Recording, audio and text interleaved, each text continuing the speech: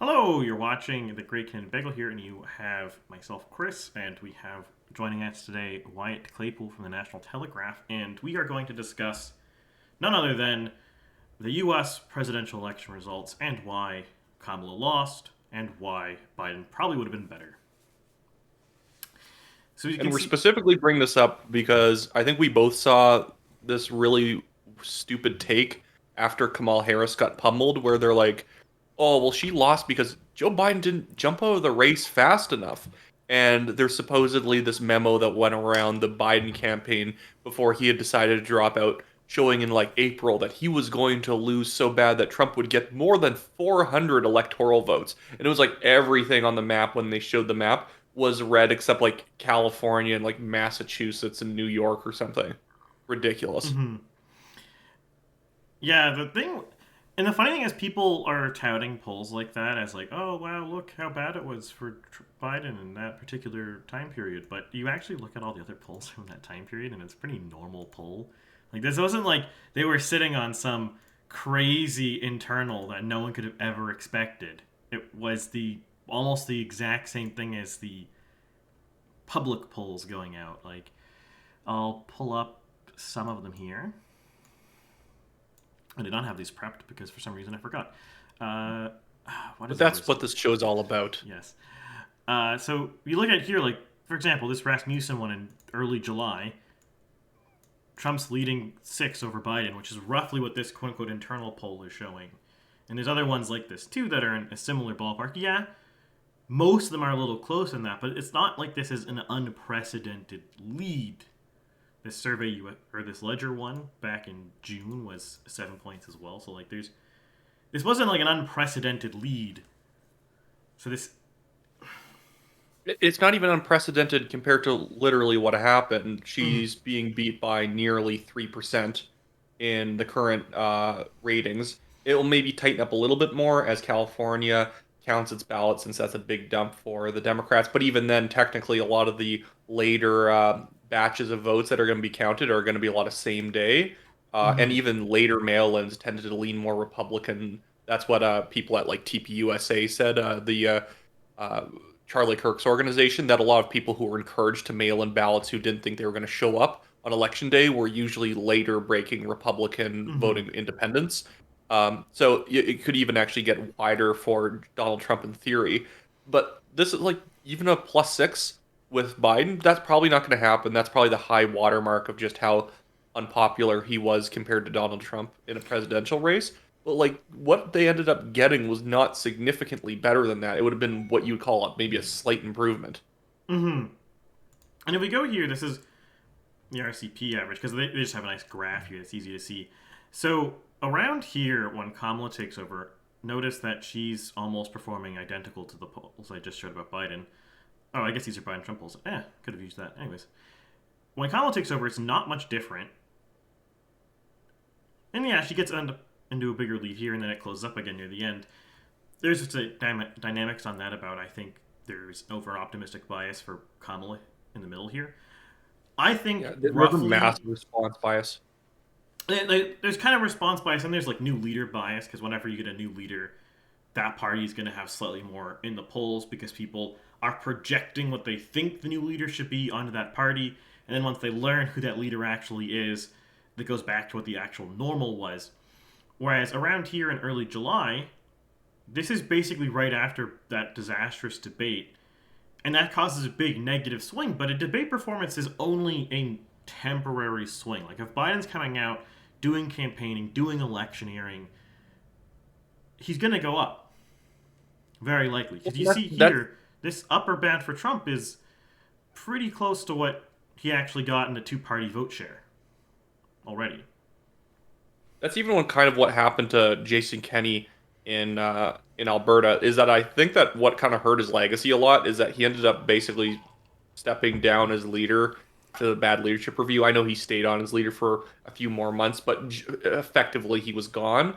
That I think he actually ended up exiting at such a low that people are thinking that, oh, he would have gotten absolutely trashed in the provincial election next year. I'm like, I think Jason Kenney would have performed probably as well, maybe even slightly better than Danielle Smith.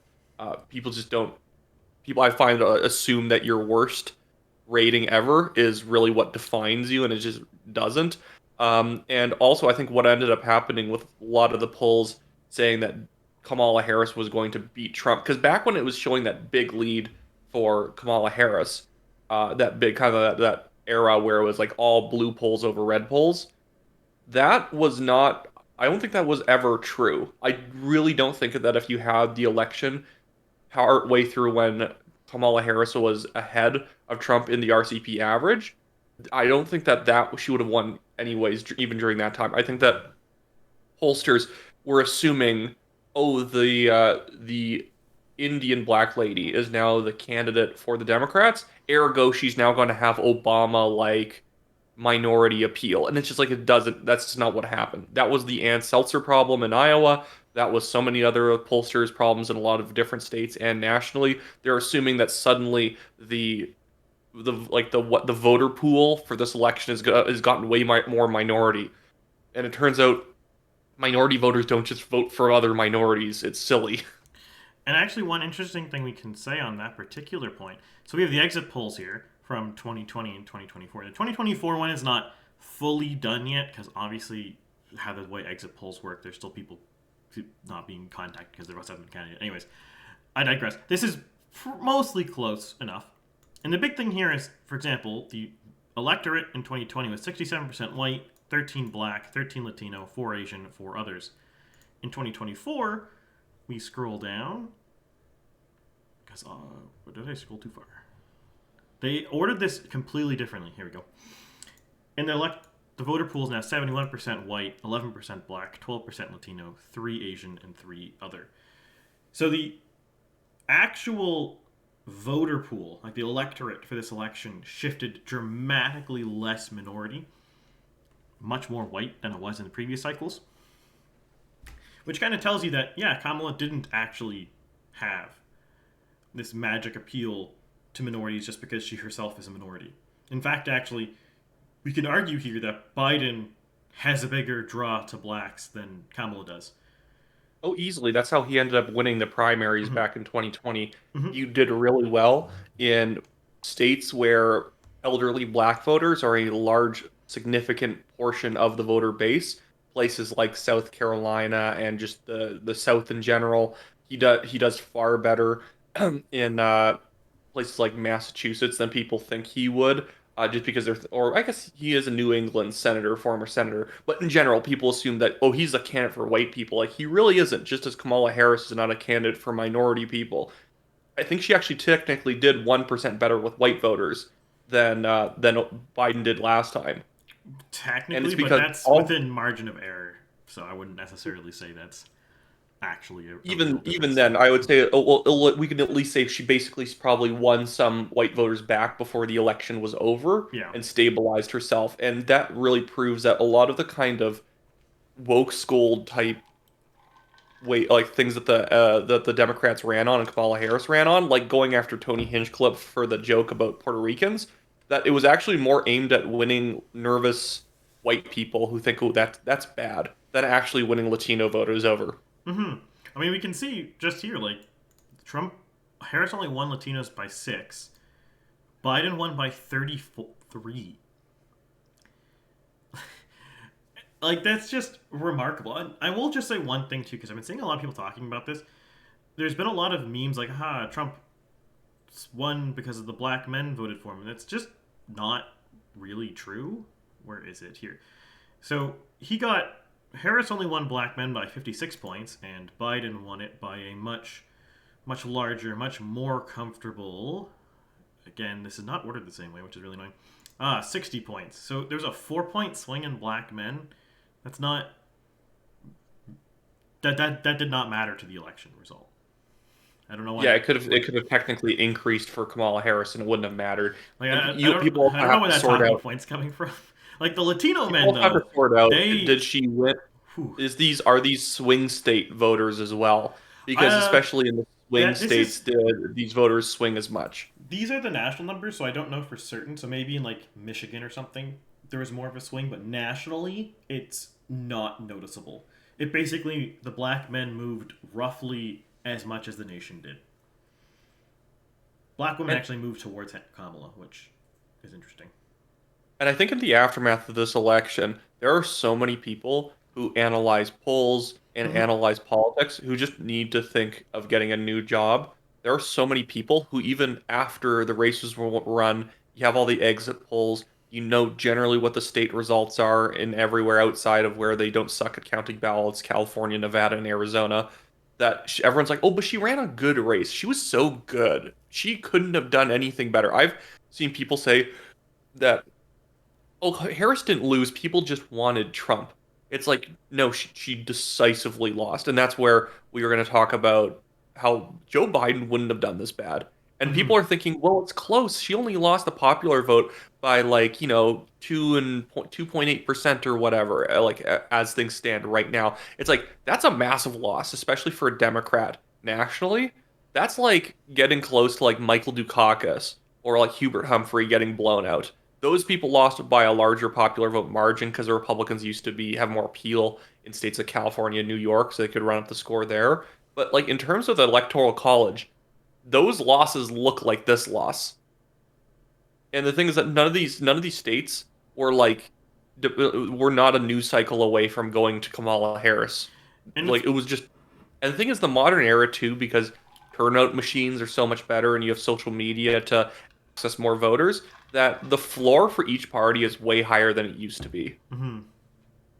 And it's worth noting too that in the days of yore, where you did not have early voting methods, it's very likely that this could have easily been something closer to one of the blowouts we saw in the mid 20th century in the US, such as like a Nixon or like an FDR kind of thing. Because the E Day votes were basically like that. And yeah, sure, you could argue Democrats who voted early would have turned out in person on E Day. But that really kind of betrays how early voting works. Early voting really doesn't cannibalize your actual vote unless you're bad at it, or you just actually turned out all your voters already. It should be turning out people who probably wouldn't vote anyways. And then you start looking at some of these states, like Virginia is only Kamala by 5.2. New Jersey's less than, it's like 5.4. Minnesota's very close. New Mexico's very close. Heck, New York is closer than Ohio. The Bronx had a 23% swing for Trump. Mm-hmm. That area that he ended up doing that rally with like 7,000, 8,000 people when he was like stuck in New York City. Like that was pretty that's demonstrating that there's a certain type of voter who just really doesn't like the overheated Democratic rhetoric anymore. And I only think it's exactly that they love Trump. They might like Trump a lot, but I think it's also just like the Democrats are the party for people who aren't cool in a certain sense, to be like really simplistic about it. Mm-hmm. And you can't really be like the hip progressives anymore when you're like people like Kamala Harris are your candidate. One thing I find interesting about elections like this is you see this in every time there's an election that's close because a few jurisdictions are close, such as in this case Wisconsin, Michigan, PA. They're close, but people will be like, "Aha! If Kamala just won a little bit more, she would have tied or won the election. She only needed 1% in 3 states." It's like that's not how that works. To get 1% in 3 states, you probably need like 1-2% nationally, especially because the Kamala campaign already spent an oodles of money turning out early voters in the Rust Belt. So clearly, the problem wasn't turning out early voters in the Rust Belt unless they're bad at it. But then if you go the other way and Trump wins just a little bit more, and it's not implausible that if he wins another 2 or 3% nationally, he's looking at winning Minnesota, New Mexico, Virginia, New Hampshire, New Jersey, maybe Illinois. Like, Yeah, so like if she only got another 1 or 2%, that would really just be her rebuilding some of her support in California or Rhode Island before it would actually start yeah, spilling into somewhere like because Pennsylvania, where his next percent is winning extra states. you generally speaking recover your lost voters before you gain new ones. Most elections, this isn't like not to put too fun of one of it, but most elections are basically about turning out your party's base. So if you are gaining ground, that's probably because you're turning out more of your base, and less that you are convincing swing voters to vote for you. That happens near the end of the election after you've already won, pretty much. And that's the big difference between Kamala Harris and Joe Biden. The thing is that it was the base that didn't show up for Kamala Harris, not for Mhm. like independents or whatever. It was specifically like Democrats who didn't want to show up. Because your own party's voters are always going to be the bulk of your turnout. And it's not like the Democrats turned out 100% of the Democrats, but then just failed to get some independents to show up. Like, no, no, no. You always have your mix. Your base is represented in both registered Democrats and independents, and then registered Republicans and registered independents. Because there's some people who just register independent, but they always vote the exact same way. Mhm. They just don't like to be registered as a specific party. And the big gap in why Kamala Harris is going to underperform Biden's number by like 14 million votes, where Trump actually did a little bit better than in 2020, is not even just because like that's where a lot of people's complaints around 2020 and like it being rigged isn't real, but it's more so that it was a gamified election where it was easier to turn out your low propensity voters because everyone was automatically given a mail-in ballot in a lot of the states. But that's only part of why he did better because it proved, or Donald Trump proved that he could do better than he did last time. And it's just because she's just not a good politician. Her Mhm. name recognition is terrible. Her brand is terrible. Whereas like as much as people who are more conservative might not like Joe Biden personally, he's so much of a better talent. He is so much more he's such a more talented politician than Kamala Harris is, even at the age of 81. I think Mhm. he would have destroyed her if it was an open primary between the two. I mean, we already saw what happened when there was an open primary between Kamala Harris and Joe Biden. She did not make Yeah, it to well, Iowa. that's why she needed him forced off the ballot. Because if it became a situation where it's 2023, late 2023, and then she throws her hat in the ring, says, "I'm going to be challenging Joe Biden for the nomination, even if I'm his vice president, because I think I'm the person who deserves it more. I'm the person more fit to fight Trump or whatever." I think she would have still just gotten stomped. People are saying, well, RFK Jr. wasn't allowed to run in a fair race against Biden and, all the other people like Marianne Williamson. It's like, no, those are just also bad candidates. And Kamala Harris probably would have done just as badly as RFK Jr. was doing. RFK Jr. wasn't exactly like messed over by the DNC. It was also just that he wasn't a very good candidate. I don't think it would have mattered what the DNC did. Joe Biden would have still beat him. And it's because one, Joe Biden was the president incumbent. He's also likable in a certain sense. Like I sent you some clips Mhm. to go over with Joe Biden. The thing I always found like striking about the thing I always found striking about Kamala Harris, especially in the debate against Donald Trump, is she had no good moments.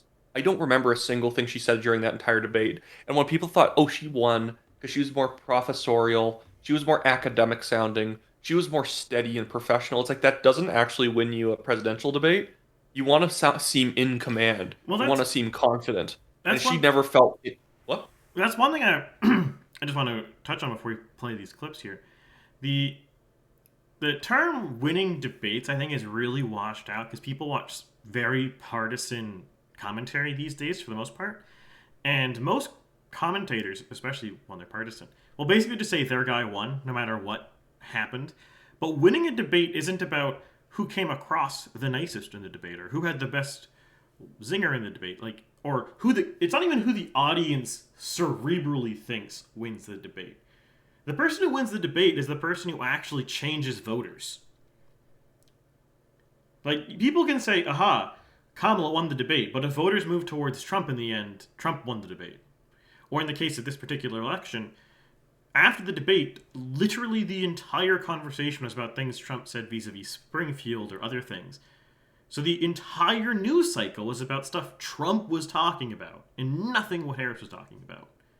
And debates at the end of the day are not about the debate. It's about moments. And if Mm-hmm. you have no moments, it doesn't matter. But the thing is that people will either one, they're hyper partisan, they'll just say their guy won regardless, or two, they treat it like it's like a high school debate club debate where you're like sitting there thinking who's more smoothly made their points come across. And it's like that's not really what it's about. That was the funny thing, is I actually think just flat out Trump won that debate because he had ridiculous moments and he probably hurt himself with some demographic groups in terms of probably nervous white voters who think he's ridiculous or whatever. But like with the moderators jumping in and attacking him and it becomes kind of a 3-on-1 debate, he actually make it looks like he's basically in a press conference again and he's president once again. And he's pointing at people, taking questions, arguing with this person, jumping back over to Kamala. It's like you make him look like he's the president right now, where Kamala Harris looked like another interviewer. She looked like she should be like holding a microphone up to Trump and just asking him questions about why he's bad or something like that. Like there was just nothing from that debate that made you feel like Kamala Harris is in command. And that's why I provide some of these clips, is that all these clips are of Joe Biden looking strong, like looking confident, or getting in a jab that kind of makes it feel like the audience can kind of like reflect themselves in him. Yeah, so let's play him up here. Let's go. There has been talk about ending the filibuster or even packing you might want to turn up court. the sound quick on it, the clip.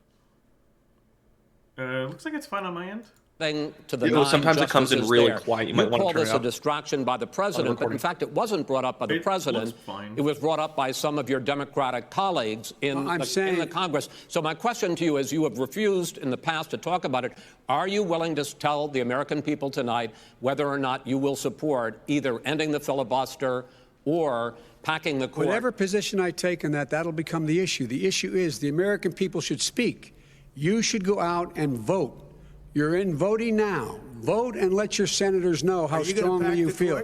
Vote now. Are you going to pack the court? Make sure you, in fact, let people know you're a senator. I'm not going to answer the question. Why wouldn't you answer that because question? the question is, radical left. Will you shut up, man? Listen, who is on your list, Joe? Who's on your list? Right. Gentlemen, I think this is so unprecedented. He's going to pack the court. We have ended. Not going to give a list. We have ended. Hey, NBC. Like, that is actually such a good clip for Joe Biden. And there's a lot of moments like this. And that was when he was still kind of older. And again, is it because Joe Biden won that issue? No, technically he's running away from the idea of whether or not he'll pack the court or whether or not he will end the filibuster so that a Democratic majority can jam stuff through without having to, get the other side somewhat on board. And and he just looks like, again, he looks like he's in control. And he also looks like and his reaction to Trump also kind of reflects what maybe an American by the 2020 presidential election thinks of Trump, that Trump talks too much, all this stuff. It was a good moment, whereas so often with Kamala Harris, her answers to questions and her reactions to what Trump would say were so pre-planned that you could feel like she's flipping to a binder on the exact page of what she's supposed to say to this specific thing Trump did. And I think everyone can feel that. It didn't lose her votes, but the whole point is that nobody knows anything more about her. Mm-hmm. And sometimes being real is the thing that people want to know about you, even if it has nothing to do with policy. Well, because at the end of the day, people often get especially a lot of pundits get this confused, especially when you're talking about interest group pundits. Voters care about policy, don't get me wrong on that, but their first concern when you're talking about the chief executive position, so the president here, like premier in Canada, or like prime minister or something, is the most important consideration is actually who this person is and not what they're planning on doing, because most of what the president is going to do is going to be handling crises that he did not cause. There's a hurricane that hits southern Florida, or there's a war in the Middle East again, or whatever. Reacting to those crises are the main thing the chief executive is doing. So it's actually really important to know what their character is, because you can't know if they're going to be able to handle those crises as well if you don't know who they are. If all they say is pre-scripted things, how are they going to react when they don't have a script anymore? And honestly, a really good look into how Kamala Harris would act under pressure as the chief executive is when she lost, and she had to wait until like the next day to be able to do her concession speech, because she probably didn't have anything planned, and she wasn't probably composed enough in the moment to do anything. Okay, let's take out this next one here. This is from the 2020 Democratic primary, by the way. Look, a guy is a friend of mine down here named Fritz Hollings. He passed away. He said, "You want to know what a man and woman will do? Look what they've done. Look what they've done."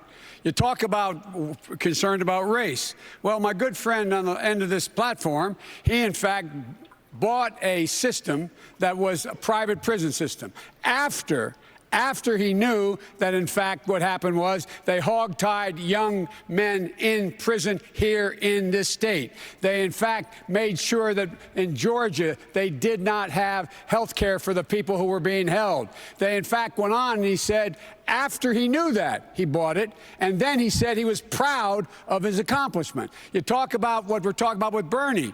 Bernie, in fact, hasn't passed much of anything. The fact of the matter is... But I get to answer that. I get to answer that. Look, the fact is, here's the deal. I'm not out of time. You spoke over time, and I'm going to talk. Here's the deal. Here's the deal. The fact of the matter is, look at what's happening here. Look at what's happening here. We have to win the Senate back. And by the way, I went into all of those races that got 41 new Democrats. The majority of them are supporting me for president. And Mr. Vice President, I have to allow... Like, not many people even know about this clip, but it's honestly a really decisive moment during the primaries right before South Carolina, because you can even see Mike Bloomberg's on there at the end because he jumped in the race to try and cannibalize Biden's campaign, not thinking that he could beat Bernie and get the nomination or beat Trump. But, like, again, nothing's technically really going on here. He's making an attack on Tom Steyer. Who cares about Tom Steyer? He kind of jabs at Bernie a little bit. It's not really that big of a deal, but it's just about he starts actually commanding the stage. And when he basically shuts down Tom Steyer and metaphorically kicks him off the debate stage, you can even hear everyone erupt. Not because it was just such a great point. It's because, oh my goodness, the guy is now in control of the debate. Because before this, it was primary debate after primary debate where, you know, his time would run out. He wouldn't really say enough. Oh, yeah, okay, I concede my time or whatever. And he'd give it back to somebody else. And everyone's like, oh my goodness, Biden just doesn't want this thing. And that's actually an interesting point there, because so much of, quote unquote, winning a debate or performing well in an election is, especially in a presidential election, is it's about reassuring people that you have not just the skills or the intellect, but the attitude to deal with it. That's one of the reasons why Trump is very successful, because no one can look at Trump and think, this guy won't do what is necessary to do what he wants. In this particular clip, Biden just steamrolls everyone trying to interrupt him because he wants to say his thing. And that's actually that jives well with a lot of actual swing voters in the world. They want the leader to be someone who is going to force their will of what they want to do. Or else, why would you vote for that person? Why would you vote for someone who's not going to do their best to get what they want done? What's the point of it? You can even just look at the posture of them on stage right now. He's actually like gripping both sides of the podium. Tom Steyer's putting his one finger up in the air like he's asking for a check at a restaurant. And Bernie's kind of like throwing his arm up in the air in this really kind of weak, not weak looking, but kind of like sloppy looking like guy in an unfit kind of suit, trying to get the attention of the moderator so he can say something. Even Bloomberg there too. If they were smarter, they would just jump in and call him a liar and then try and push back on him. Because the funny thing is, everything Biden's basically saying here, other than the initial attack on Tom Steyer, is basically, I'm better than you, and that's all he's saying. He's just talking about, I'm better than you, I have more endorsements because I help these people, you guys are a bunch of jokes, I'm taking my time back. And that's all that's being said. But people are like, oh, so he has more power in this situation than Tom Steyer, than Bloomberg, than Bernie, and all this stuff. Mm-hmm. And you can even tell everyone realizes they're losing the moment, even though no real policy glove has been landed. In a sense, that a lot of... If anyone in watching this has ever seen one of those like really stereotypical like teen girl movies, like Mean Girls or something like that, and I say teen girl because that's like the target demographic for those movies. The dynamic. You're covering yourself on that one. Chris allows you to like those movies if you're not a teenage girl. He just knows but he is needling you a little bit by letting you know that it is for teenage girls. The dynamics in those movies and like the interpersonal drama you see in them is very much actually kind of how election campaigns work. It's weird, but that isn't. It's a little over-exaggerated movies like that, but it's not, like, fictional. Like, that's kind of how people react to things. So the jostling and jiving and interrupting each other in debates, like, people don't like it, but they actually do like it. It's one of those things where it's like people always say they hate drama, but people want to hear the drama, so clearly they're just lying to you when they say they hate drama. If they hated drama, they would not care about it, and they would not participate. But for the most part, everyone does. So it's one of those things where people, their revealed preference actually comes through in what actually happens at the end of it. Because people did not like the interrupting, or did not like what someone like Joe Biden just did in this debate. He would never win. But people and they don't want it to be win. The only difference between the way that Mean Girls works in politics is that people don't like cattiness, though. They like the drama, but this is also why they don't like Al Gore sighing into the microphone during the Bush-Gore debates. It's because that's just weak. That's actually really pathetic that you're doing something like that. You want to be the person who, if you're going to say something, you stand up and you say it loudly. You don't kind of do the sniping. And that was also why I don't think that people liked Kamala Harris in the Democratic primaries, and she faded really fast. She's not even on this debate stage that we're looking at right now because she had already been knocked out of the race. And it's because everything she did was just catty, like trying to call Joe Biden a racist and always getting up on stage like, oh, I know that you're not saying this, but I think we need to evolve more on this issue. Yeah. And it would be like always talking down to people. It's condescending. Even the way Kamala Harris talked in the Trump debate, even as she's sounding more professional, she sounds like somebody who's explaining to you how your insurance works like you're stupid. Yeah, that is an important caveat to point there. I'm glad you mentioned it. Is pushing against someone, talking over them, injecting your point into the conversation. That's successful. Just sniping or lobbing snide remarks, or just outright insulting someone for no reason. Like Biden here, when he's attacking Steyer for doing this thing, that's attacking Steyer for an action. That's fine. When Kamala attacks Joe Biden in one of the previous debates for being quote-unquote racist, that's a nothing attack, right?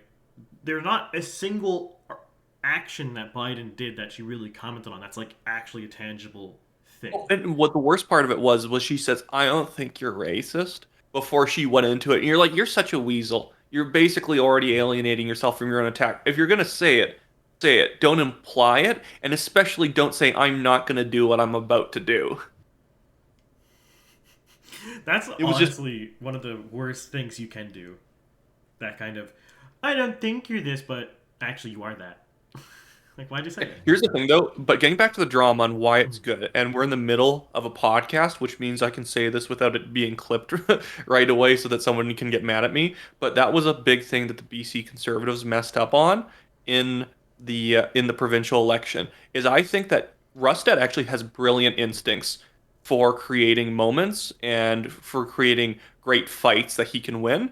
And sometimes, like when he called David Eby a communist, when he agreed with Chip Wilson, that was a great moment. I got text messages from people saying, "Don't amplify that. Don't do it. Well, we don't want to get into a fight with whether or not Eby's a communist." And I even told them, "Know what the best response is? And it's funny, and people like tactics that are funny. If somebody comes back at John and says, "Well, can you substantiate he's a communist?" That's a pretty lofty accusation. Just say something like, "I guess I don't have evidence he's a communist, but I don't have evidence he's a capitalist either, so I'm not sure where that leaves us," and then just say nothing else. That's hilarious. Doing things that are funny work out really well. There's a reason why Trump probably gained like 1 million, 2 million voters on a national level from things like the garbage truck stunt and the McDonald's thing, because it's fun and people like having campaigns that are having fun. They don't like campaigns where they can feel like they're sitting there with the focus group as people are saying the exact right words that are not going to offend anyone, but they're still going to fire people up, don't worry, but they're also not going to make anyone mad. It's like the best tactics usually make people mad, but they were never going to vote for you in the first place. That's actually an interesting point there too. So one of the thing that's really important in campaigns, and this is a thing Harris made a mistake on time and again. Biden occasionally made this mistake too, but for the most part he was better at it. And Trump 2020 actually makes this mistake quite a bit. Is over-preparedness, over-coachingness. And you'll see a big difference, especially if you're one of my Canadian viewers, which is most of the viewers of this channel. If you compare Aaron O'Toole to Pierre Poilievre, you see this big gap.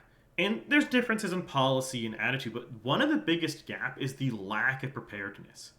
And I'm not saying Poilievre goes around completely out of the woods and knowing no idea what's going on, but there's a problem with overcoaching. So the best moments or the best actions you get as a politician is when you are yourself and you are going off of your instincts, because people are voting for you. They're not voting for a panel of nerds who tell you exactly what they say. Like, I'm a data guy, right? And if the data guy is telling you that this is how you should act because this, Y, and Z, you should fire him. That's not the job of the data guy. The data guy should not ever be telling you what to do. As soon as the data guy is telling you what to do, fire them.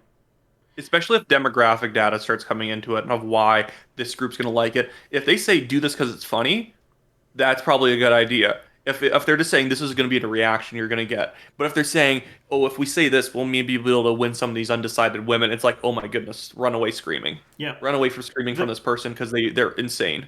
The point of the data guy in a modern campaign isn't to tell you what you should be doing. And like I'm not actually a campaign manager, but if I am talking to a politician and they're asking me advice, my job isn't there to tell them what they should do.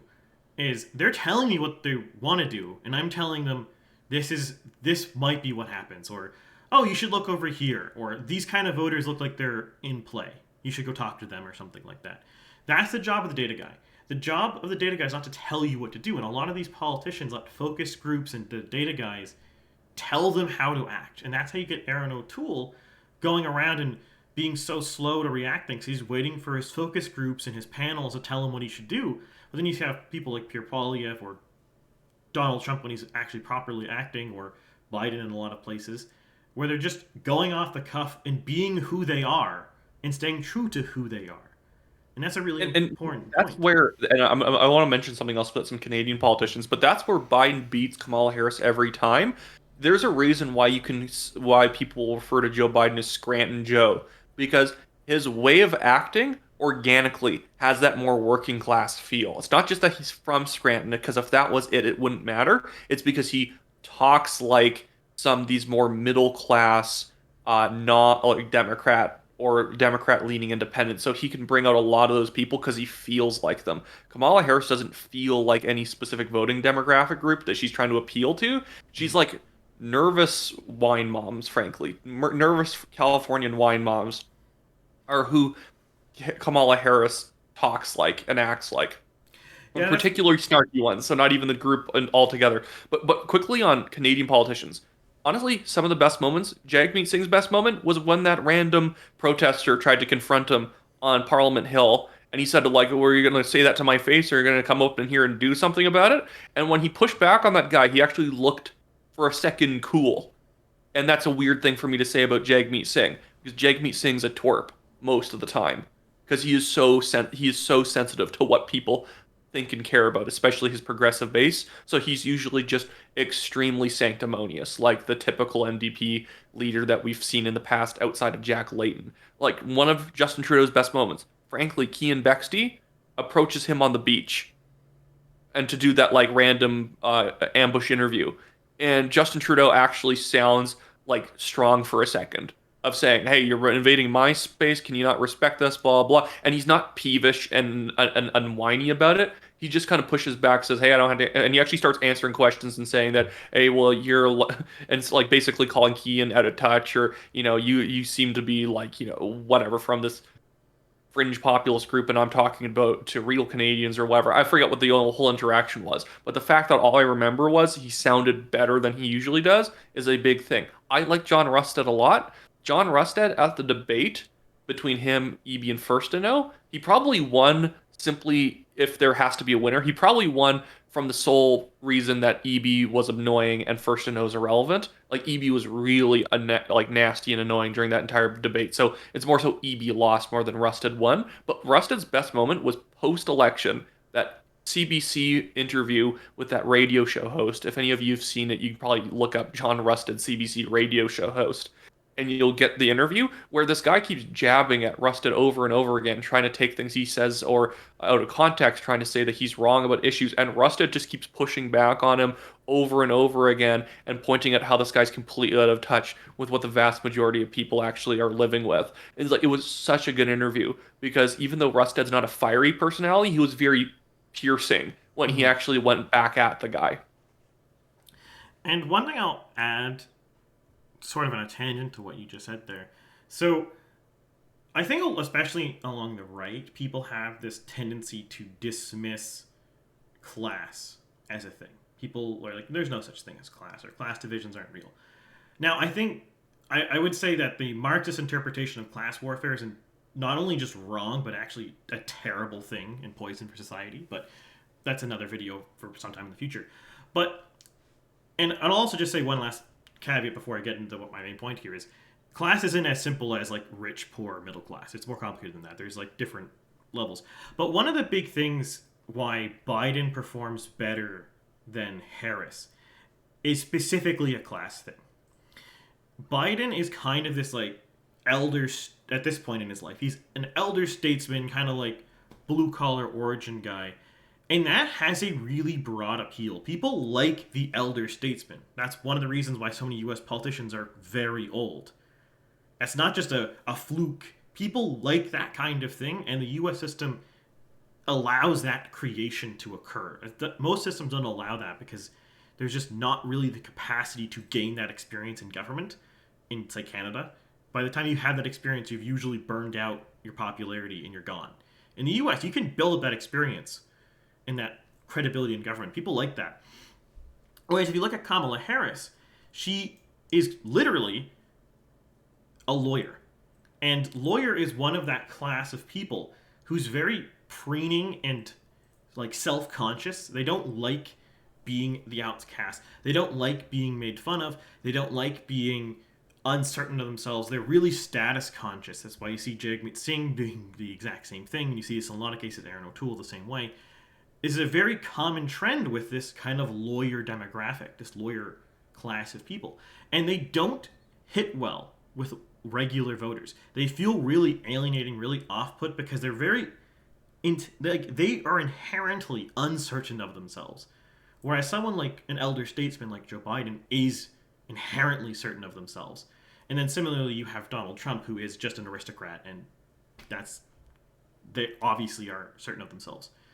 And by the way, this is why so many people in academia thought Kamala Harris had way more appeal than she does, than she did, because they hang out with people like this. This is basically what a lot of academics who are then also political commentators or like pundits are like, is that they live in circles of people who are very careful with how they speak because it's all about, staying within kind of like the group. It's very like a cocktail party feel with a lot of academics. So they're like, oh, she was so good and she was so professional. And even though I know that Kamala Harris isn't exactly academic, because people will say, well, she's dumb. But the problem is that that's not what I mean by academic, but she speaks like an academic where she's very careful with her words. And it's kind of that very obnoxious sounding considerate about every little set thing that you say. And that was exactly the kind of middle class kid thing she kept saying.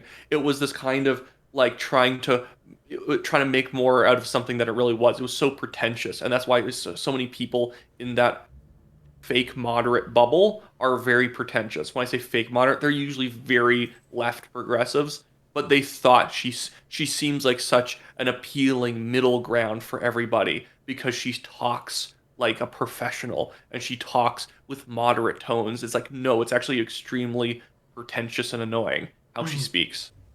But these people all live with that, so they think that this is great. I'll just note, too, especially the Kamala statement of, I grew up in a middle-class family. So not only is that, like, directionally wrong, because her parents were tenured professors at 6 big universities, so at best, she's only upper-middle-class upbringing, which is a very different categorical thing than being a quote-unquote middle-class person. But it's also one of those kind of disingenuous comments where people are like, like, people don't like, or sorry, let me rephrase this. People don't care where you came from. No one cares that Donald Trump isn't a rich aristocrat who inherited millions of dollars and got a $1 million loan when he was like 20 or whatever. No one cares. That doesn't disqualify him to anyone. You're not gaining points because you're just, oh, you grew up in a middle class. No one cares. In fact, bringing it up kind of alienates people because it looks like you have a chip on your shoulder, that you're not confident on who you are, that you're not certain who you are.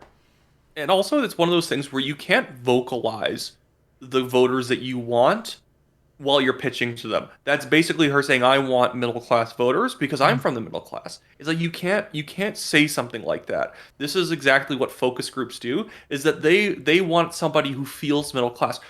Donald Trump feels infinitely more middle class than Kamala Harris does because he doesn't hate things that middle class people like. He's somebody who really likes fast food. I mean, he's somebody who really doesn't even bring up his class at all, ever. I mean, that's actually a middle class thing, is not having to constantly be nervously letting people know that you're middle class. Like, I know what some people like JJ McCullough say about middle class voters, that they are very nervous about their standing in the middle class. Like, that's really not. That's actually very upper middle class Canadian Vancouver thing to think. Outside of that, that's not a real thing. Well, middle class people don't want to hear about you being middle class. And you know what? Here's a point that actual justice warrior Sean Fitzgerald made when he was talking about Kamala Harris telling this stupid story on The View and other places about when she became the nominee and Biden passing the torch. She always talks about, oh, I was at my family's house and I was helping my little baby nieces put together a puzzle and I was making bacon. And it's like she mentions bacon because that's one of the biggest things that independent voters like is bacon. That's literally why she's mentioning it. Because independent voters like bacon. And in the story, she mentions it like 3 times. It's ridiculous. And you can feel the focus group. Yeah, sorry. And that's one of the things that does actually alienate people. Because, as I touched, people don't care, per se, what your background is. Like, if your background is like you were a serial murderer and you go around the streets killing people, like, they're going to care. But if you're a vaguely normal person and a vaguely not crazy, people don't care what your background is. But what they do care is when you try to misrepresent your background or try to overstate your background. Like, people don't care if you're blue collar or if you're a billionaire or if you're middle class or if you're poor. They care who you are and that you don't misrepresent who you are. If you are a poor person and you're trying to act like a rich person, you're going to be so off-putting no one's going to like you, or vice versa. But if you are who you are and you act in a way that fits that, people are not going to care. People will vote for, like, the middle class person, like the lawyer who acts like a lawyer and doesn't try to pretend they're anything else. They won't vote for the lawyer who's trying to pretend they're just, a normal, regular person who had to do all these things. Like, that's not you. That's not how you act. Like, this stuff is really important. It's kind of hard to do as a campaign or as a politician, but acting like how you are, not like, when I say how you are, I don't mean like you have to act like the stereotype of that, but you have to act like yourself, and yourself already fits into what these archetypes are. So you are already in an archetype. So if you just act like yourself, you are acting properly. What I'm trying to say. And here's the thing that really helps Trump out. Trump is more than anything a character. Like, he's very much like what you describe as, oh man, that guy's a character. In the sense that he can just be himself and nobody ever thinks that he's pandering to them at all. So you never have to live up to anything in particular because you're just yourself and like the ultimate version of that. That's why politicians generally having less control on them tends to do better, especially if they're more eccentric, because the thing is that nobody is ever going to accuse them of being fake. Are they weird? Sure, but they're not fake, and being fake is the worst thing you could possibly do. Well, one of the interesting things with that too is you look at like Donald Trump's 2 biggest stunts this election: working at McDonald's for whatever, like that few hours he did that, driving up to that rally in a garbage truck. He can do that because he's self-aware of who he actually is and he's confident about who he is. But also, again, it's kind of like a class thing. If Kamala Harris did the exact same thing, but it was a very confident, self-assured Kamala Harris, it would still be very off-putting because the kind of person that Kamala Harris is, even if she was more self-confident, would feel really off-putting. But whereas Trump, since he's an aristocratic person, in every sense of the term. Like, he is a major landowner. Like, anyways, he comes across more natural to his voters. Maybe if you're not a Trump voter, maybe that comes across as weird or disingenuous to you, but that doesn't matter. He's not trying to win the non-Trump voters. He's trying to win the Trump voter.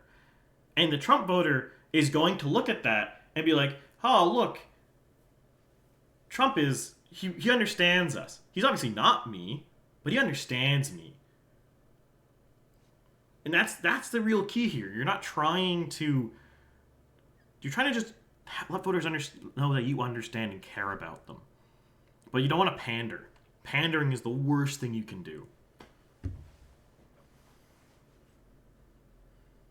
Anyways, we should move on to the next clip, because the thing I want to get to is just the ability that even with outside these debate scenarios, Joe Biden, you can even skip maybe a little bit halfway through into this clip, because it starts a little bit out, because you can even see that little peak there. But this is when Joe Biden had that terrible debate performance, and the next day he has this speech in North Carolina, doing the whole, when you get knocked down, you get back up thing. And it's because Joe Biden's actually has charisma, and he actually has, maybe he's reading a teleprompter. It doesn't matter, though. He can turn something into a moment. He just had the most embarrassing debate anyone's ever had in a presidential election just the day before. And he can, actually project some strength.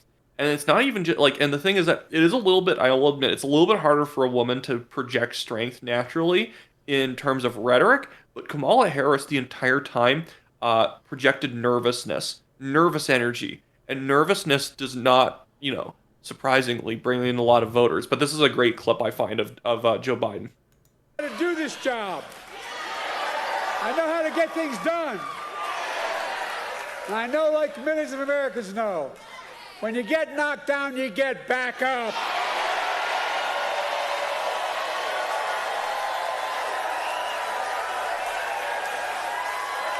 I know what it took to take our economy from the depths of the pandemic to where it is today, the strongest economy in the world.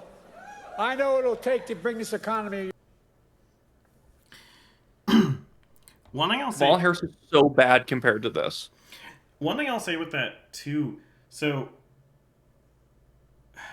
from what I've gathered watching Kamala Harris, watching her clips, watching her in the debate, watching her speeches, she really gets the impression to me that she was, when she was a kid, one of those people who was really uncomfortable with public speaking.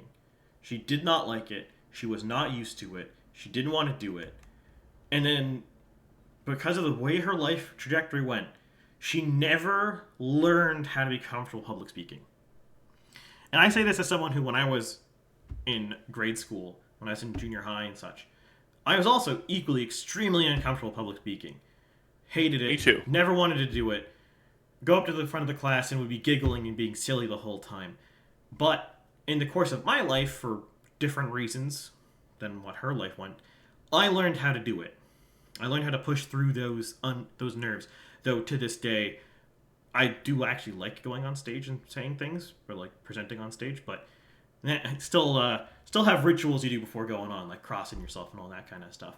But Kamala never seems like she got that. And the cackling and the nervous laughter and just the unease really does appear to me that she just doesn't want to be a public speaker. She doesn't want to be on the stage. She doesn't want everyone looking at her. And then you kind of see this too with how she's so overcoached and overprepared in all of her statements. That's kind of just an inkling that she doesn't want to be there, or doesn't have the confidence to be there. And it's just kind of a nervous quirk or a tick that's happening to her. But Biden, well, even whenever she does speeches, you never see her grabbing both sides of the podium. It's always has her hands kind of raised in the air as she's trying to kind of explain something, and it's always like she's always using her hands in such a way where you can tell she's nervous, or she's clasping her hands together, doing something like that that's distracting to her, to distract you from your nerves. And everything is always like watching somebody give a presentation at work and doing things to kind of keep their nervous energy at bay. And again, that's something voters can actually see. And it's very unfortunate, actually, if you're trying to run for politics and that is you, and you are a fully fledged adult and you're no longer a kid anymore, that is hard to work through. Because it's something you kind of have to learn to do as a child. Like, it's one of the things like learning a language, right? If you learn a language as a kid, it's way easier than learning it as an adult. You can still do it as an adult, but it's a lot harder. But if you do have these nerves problems and you just don't like being on stage or you don't like presenting in front of a group or something, you really just need to do it. You need to force yourself to do it. You need to find the way to do it, to ease your mind going into it, and just keep doing that until it clicks. And if it doesn't click ever, maybe this isn't the part of politics you should be in. Maybe you should look into being more of an advisor or something like that, or a second order politician. Like, you're the guy that they appoint to help somebody or something. If you just can't be on stage present and confident, it just might not be the job for you.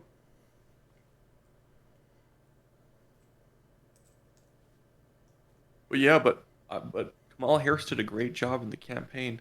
I'm just thinking about a bunch of people now who, when I was talking to someone on Twitter, and they were still making the point that, well, Kamala Harris actually ran a really competent campaign. It was very professional and whatnot, and that professionalism is not actually that valuable of something to project anymore. And then this is actually a point I think actually that J.J. McCullough was making about how Trump is so much different than like a 20th century politician. We're never going to get one of those type of people back again.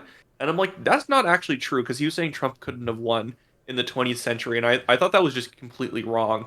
I think if he slotted Trump into the 1968 presidential election as Nixon against Humphrey, or put him in 1980 against Jimmy Carter, a Donald Trump type figure could easily have won those elections as well. I just find that kind of take really funny, because we saw what the 20th century kind of Donald Trump figure was. It was pretty much just Ronald Reagan. Like, their economics are not the same, but the actual personality is very similar in practice. Yeah, he's just more folksy in that kind of old, old cowboy western actor type of a way. Mm-hmm. And one thing I'll just say here, because you don't have most time in the world left for today, but one point I do want to end on too, touching on what Wyatt just said about people saying she ran a competent campaign. So one of the big focuses of Kamala Harris's campaign, and there's no way you can get away from this, it was abortion. That was like her number one thing. And the idea behind her campaign is, we're going to win female voters an unprecedented level. They're going to turn out, they're going to vote for us, and we're going to win because they care about abortion. And then we look at exit polls. So this is 2024's exit poll. So the electorate is 47% male, 53% female. Harris wins females by 8, loses men by 13. 2020, the electorate is 48 male, 52 female, so more females turned out in 2024, so they were correct on that regard. But Biden wins females by 15 and only loses men by 8. So, to save you the math here, Kamala does worse with female voters, and the swing is larger towards Trump among female voters than among men. In other words, Trump did better at winning female voters this time than he did last time compared to men. So that whole idea that the female voter in the U.S., like, they can be turned out for abortion is just completely and utterly wrong. And you look at this other big statistic here, this is how people want abortion to be. And legal in most cases genuinely means like banned between like 12 and 20 weeks.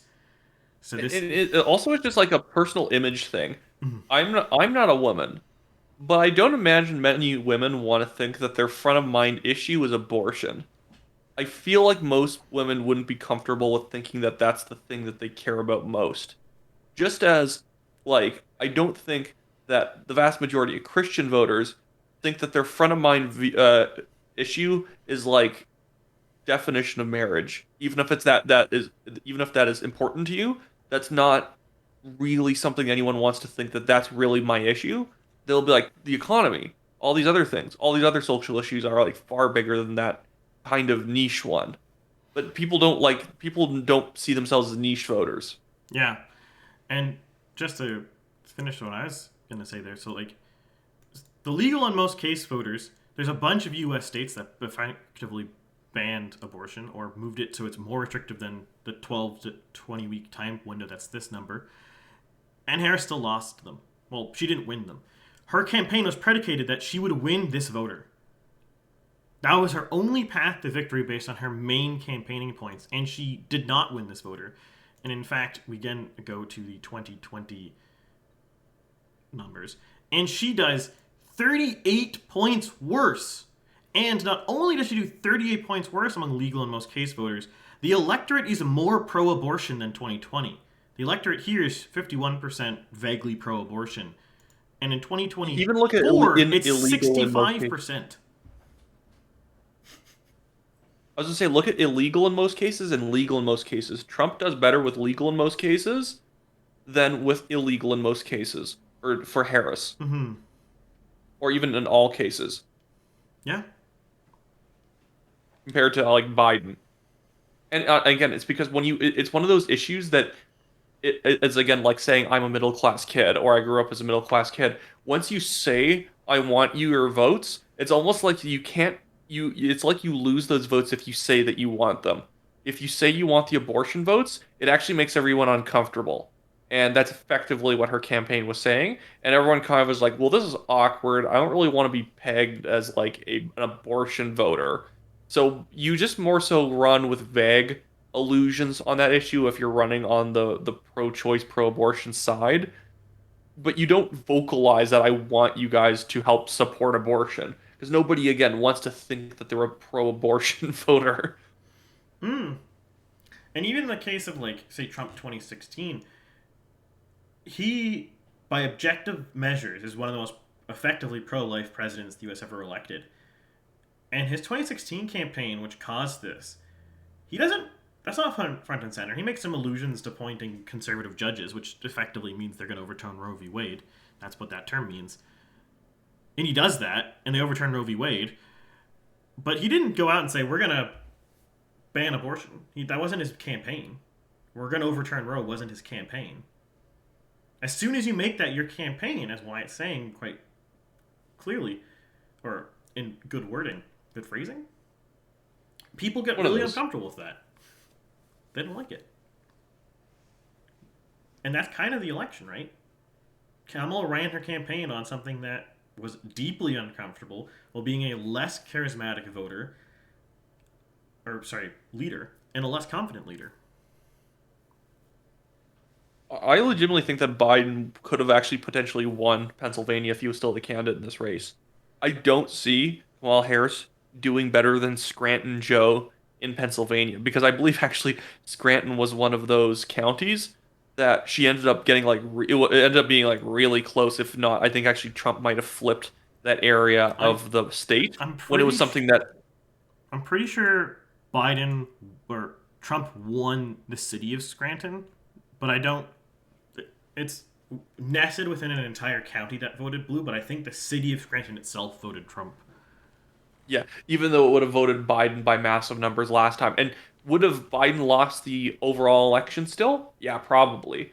But it would have been kind of like a Mondale situation where he has enough of a connection in Pennsylvania that it would be one of the few times all the Rust Belt states didn't vote together. Because that's also a trend that is now kept up, is that all three Rust Belt states, Pennsylvania, Michigan, and Wisconsin, or swing state Rust Belt states. I know Ohio is technically a Rust Belt state, but they all always go the same way, because those are three states. That's where a lot of polling was nonsense, when it was like, they're like, Kamala Harris is up 3 in Wisconsin, Trump's up 1 in Pennsylvania, and Michigan's tied. I'm like, that's not how that works, because all three of those states have extremely similar demographics that you have to win to get the state. They're different, but the proportions are generally similar enough that if you're doing the right things on the right issues, you will win all three states. But it's not like, Minnesota is significantly different than the other ones. Minnesota is a little bit more like New Hampshire plus a Rust Belt state.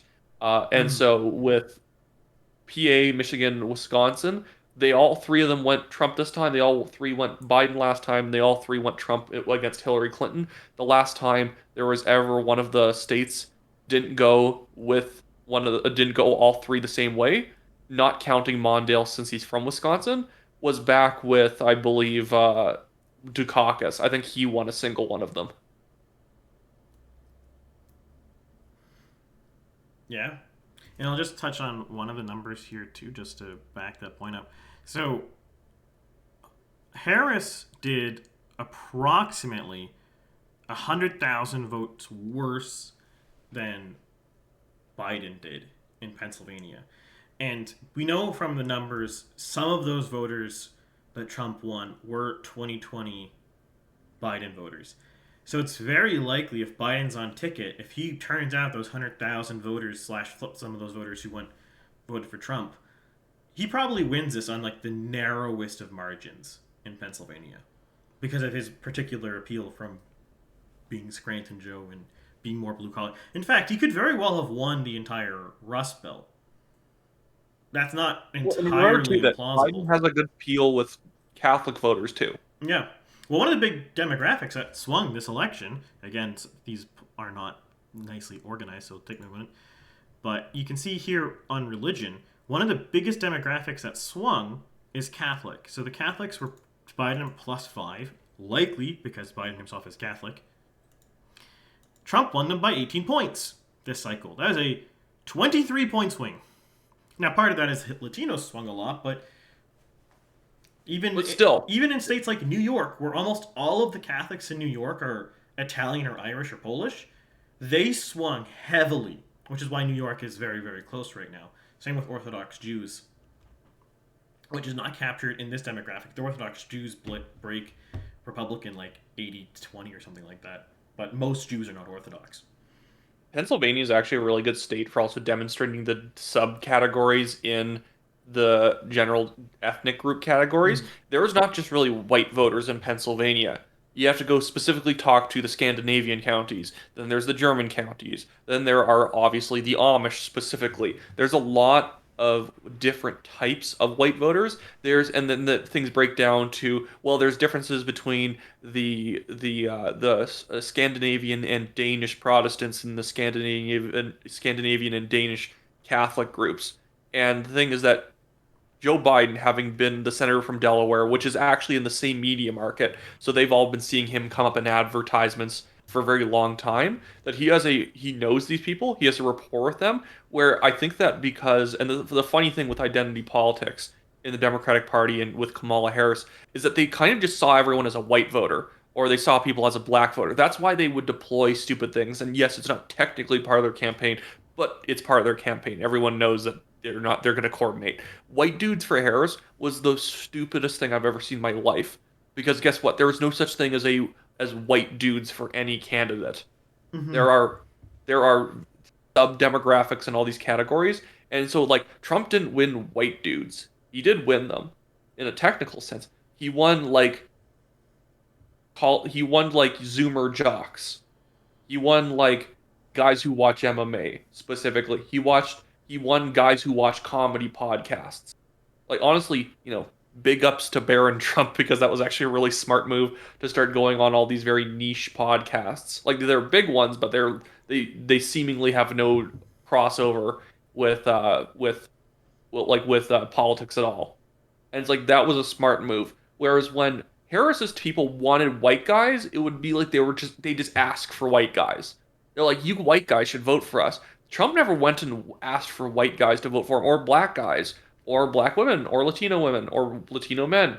He would go and specifically speak to Cubans, and that's how he'd win a bunch of extra Latinos. He'd go and specifically go and go after, criticize the Venezuela government and stand against socialism. That's actually how you win a lot of these Latino voters. Like, I was just watching today a video, again, by actual justice warrior Sean Fitzgerald, on how Rick Scott was actually the one who started the big demographic shift of Latino voters going towards the Republican Party in Florida, because he visited Puerto Rico like 8 times after Hurricane Maria.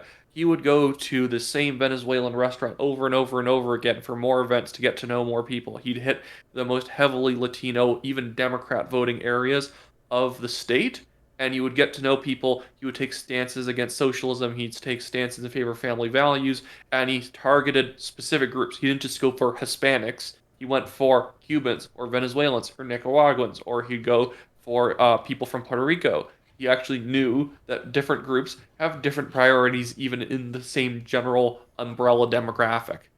That's actually one of the funny things you see as a mistake the Democrats are making. They're so focused in a lot of ways on identity politics that they oversimplified their identity politics to the point where it's actually counterproductive. Because as you quite eloquently point out, all these different groups are different. Nationality divides people much more than their race divides them. Like, you can look too at U.S. black voters. I don't have numbers for this because no one breaks it down like this, because the black vote is like 80% quote-unquote North American blacks. Maybe it's like 90%. But anyways, black immigrants tend to vote much more Republican than born in American blacks, because the kind of person in Africa, like in Nigeria, who comes to North America is a very different category of person than the black voters who grew up in the Deep South, because they were descended from slaves from like the 1600s or whatever. Those are very different groups of people. But if you group them both together as black, you're confused. Or as I touched on earlier with the Jews, the Orthodox Jews in New York are like one of the safest Republican voting blocks in New York right now. But if you group them together with all Jews in New York, it looks like Jews in New York are a Democrat voting bloc. But those are distinct subgroups of people. Yeah.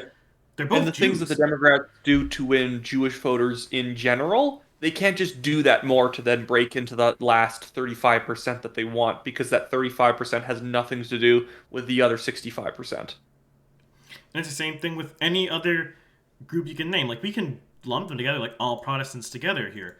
But if you actually sit down and think for a second, Methodists and Pentecostals and Presbyterians and Lutherans and Anglicans, they're all very different. They're similar. And by the way, different. if you actually try and win one of the demographics too hard, you will alienate the other types. If you court weirdo charismatic Pentecostals too much, I'm just trying to insult as many people as I can here, you will lose other types of evangelicals, because they don't tend to like that sort of thing, and they find it a little bit odd. I mean, it's like I think that actually Trump messed up with that a few too many deep lore Catholic posts that probably ended up annoying some other people from other denominations. Well, it very annoyed James Lindsay. Yeah. I don't think he was ever going to vote for Trump anyways, though, but that's a... No, James Lindsay voted for him. Did he? Oh. Yeah, he's a big Trump guy. Good. His point is that you end up... His point is he's hoping that somebody didn't convince him to post that then is going to make it look like, oh my goodness, now Nick Fuentes' people have control of the campaign. Mm-hmm. Well, there you go. No, I can say as a Catholic, I liked this posting. So, pros and cons. You're being pandered to. Pros and cons. But on that note, I'm going to have to cut this off here. If you guys liked this podcast, comment below. Do all your regular YouTube things, like, share, subscribe, all that kind of stuff. And if you want a part 2, because I had to cut this one shorter than I normally would run these, let us know, and we can do a part 2 perhaps. But with that, I bid you guys adieu, and we will see you next time with something different.